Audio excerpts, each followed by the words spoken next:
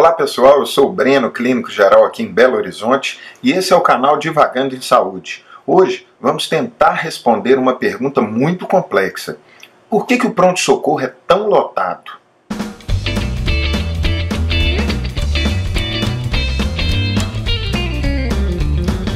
Então pessoal, pergunta complexa essa, né? Por que o pronto-socorro anda tão lotado? Pois bem, alguns dados importantes já para deixar muito claro qual caminho eu vou levar para tentar explicar um pouquinho esse problema. Primeiro, vários trabalhos apontam que até 80% dos pacientes que procuram o pronto-socorro não precisariam estar lá. Ou seja, são casos de baixa complexidade que seriam tranquilamente resolvidos num posto de saúde, no consultório ou no ambulatório, né? Então, esses pacientes de baixa complexidade, pelo fato de não encontrarem essa assistência disponível de maneira relativamente rápida, eles vão ao pronto-socorro. Ou seja, a culpa não é do paciente, é muito mais do sistema, né? A dificuldade no acesso ao consultório, que às vezes vai demorar meses ou semanas para se agendar, né, para marcar, leva com que o paciente vá para o pronto-socorro para tentar resolver o seu problema, né? Então, esse é o primeiro ponto. Segundo, aquela falsa ilusão que eu vou no pronto-socorro de uma vez, que se precisar fazer exame, eu já faço os exames todos que precisa, já tomo o remédio que precisa, eu já resolvo minha vida. Lê do engano. Na maioria das vezes, gente, não é exame que vai dar diagnóstico. Não é exame que vai tratar, o tratamento venoso não é o que vai resolver o problema.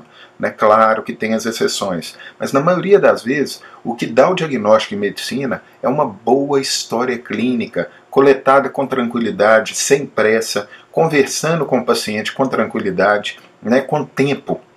E isso é o que a gente não tem no pronto-socorro. Devido à superlotação, à carga de estresse que o médico está submetido, geralmente ele tem que direcionar a conversa. Ele tem que fazer uma conversa rápida, direcionada, para tentar diagnosticar e resolver o problema. Ou seja, a chance de haver falha diagnóstica é muito grande. E não se iluda, substituir a conversa por exame só aumenta esse problema, só aumenta o risco da gente falhar na hora de definir o diagnóstico. Então, lembrem-se, o que define o diagnóstico em medicina é uma boa anamnese, uma boa história clínica, coletada com tempo, com tranquilidade, conversando com o paciente, sabendo a história do paciente detalhadamente. Isso é muito mais importante do que qualquer exame. Tá? Exame, ele complementa o diagnóstico. Em algumas situações ele vai nos ajudar a elucidar o diagnóstico, mas é exame complementar, ok?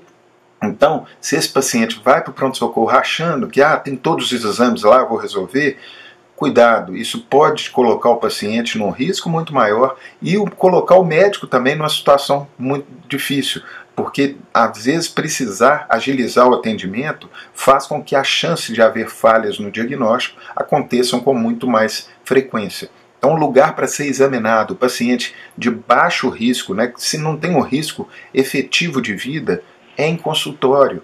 Coloquem isso na cabeça de vocês, ou seja, valorizem o médico seu de consultório, aquele médico que te acompanha ao longo da sua vida, que conhece a sua história, que está disponível na hora que você precisar, né? Porque dessa forma você vai ficar muito mais seguro, muito mais saudável, tá bom? Então o pronto-socorro ele lota por conta desses dois principais motivos. Primeiro, a carência da atenção primária, do atendimento de baixa complexidade e dessa falsa ilusão que exames vão definir o diagnóstico do paciente. E aí abre mão de uma boa história clínica.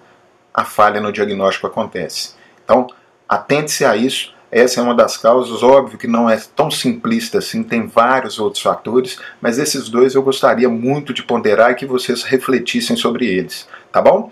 Grande abraço para vocês, assinem o nosso canal, curtam esse vídeo, comentem, divulguem para os amigos, né? E aí na semana que vem nós estamos aí de novo. Grande abraço!